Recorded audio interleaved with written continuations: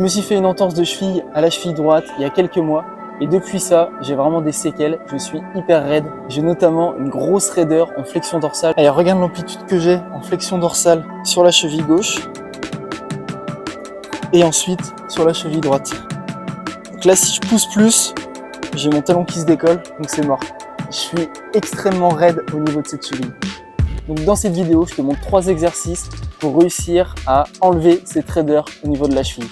Enlever cette raideur, non mais n'importe quoi Will, c'est pas un t-shirt. Donc ce que je voulais dire avec ces 3 exercices, c'est que je vais venir essayer de créer des changements dans mon corps pour atténuer cette raideur. Allez, on reprend. Attention, c'est pas du tout des exercices magiques, il faut être hyper régulier à les faire. Donc c'est une application quotidienne sur plusieurs jours, semaines, voire des mois. Allez, c'est parti, je te montre ça tout de suite. Premier exercice, je reviens dans cette position. Le but, c'est d'aller en fin d'amplitude et de maintenir comme ça pendant 10 secondes. Une fois que les 10 secondes sont passées, je vais venir décoller mes orteils et mon pied pour essayer de majorer la flexion dorsale. Je pose mes mains ou mon torse même sur mon genou pour que ça ne bouge absolument pas et que ce soit juste mon pied qui vienne mobiliser. Ok ? Donc, allez, c'est parti. 10 secondes comme ça. Là, je viens vraiment pousser avec mes mains. C'est complètement passif. Et il faut sentir qu'on est en fin d'amplitude du mouvement. Allez, et là maintenant, je maintiens cette position et je vais venir faire une contraction pour venir augmenter ma flexion dorsale de cheville, mais activement. Allez, c'est parti. Allez, j'essaie de relever au maximum. Et je relâche et je continue de tirer. On relâche juste la contraction, on relâche pas le mouvement. Je continue de mobiliser, d'être vraiment en fin d'amplitude le plus loin possible.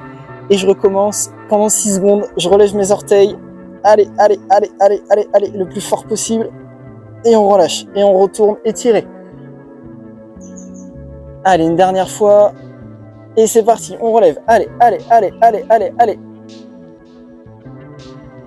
et on relâche, et on continue d'étirer, et on peut arrêter.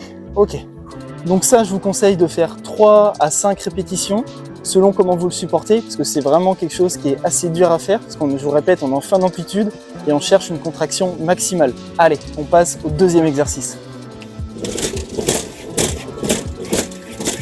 On va se placer pour le deuxième exercice dans cette position, avec le pied à mobiliser en arrière. Le but, c'est d'essayer de recréer une flexion dorsale maximale de cheville. Donc là, vous voyez, j'y suis. Si je veux enlever un peu d'amplitude, j'ai juste à reculer. Et là, j'avance. Donc, je vais un petit peu plus loin pour pouvoir décoller mon talon parce que ça va me servir pour l'exercice. L'idée, c'est la même logique que juste avant. On va faire 10 secondes de mobilisation en fin d'amplitude. Donc là, j'essaie de forcer au maximum sur mon talon pour venir le faire toucher au sol, vraiment au maximum. Et ensuite, la contraction, ça va être de venir pousser vers l'avant comme si je voulais venir pousser la table. Allez, c'est parti. Et là, je pousse sur mon pied, je contracte fort, mais il n'y a pas de mouvement, il y a 0 mouvement. Et on relâche. Et ensuite, on retourne mobiliser en amplitude complète. Et on va repartir dans la mobilisation. Je vous répète, l'idée, c'est de venir pousser la table le plus fort possible. Allez, c'est parti. Là, c'est mon pied qui pousse. Je pourrais même lâcher le pied de devant. Allez. Et on relâche. C'est hyper important qu'il n'y ait aucun mouvement. On est en fin d'amplitude de mouvement et on reste en fin d'amplitude de mouvement. Et l'idée, c'est de grappiller quelques centimètres comme ça. Allez, on va le faire une 3e fois. Donc, je viens étirer, j'essaie de poser mon talon sur le sol et je vais venir contracter. C'est parti. Allez. Plus fort possible. Et on relâche. On revient mobiliser une dernière fois. Ok. Il fait chaud. Donc, 3e exercice. Ça va se passer avec une chaise. On vient placer le pied au niveau de la chaise avec le talon dans le vide. On va respecter encore la même logique que les 2 autres exercices. Donc vous allez venir dans cette position et le but, c'est d'essayer de mobiliser dans l'amplitude maximale.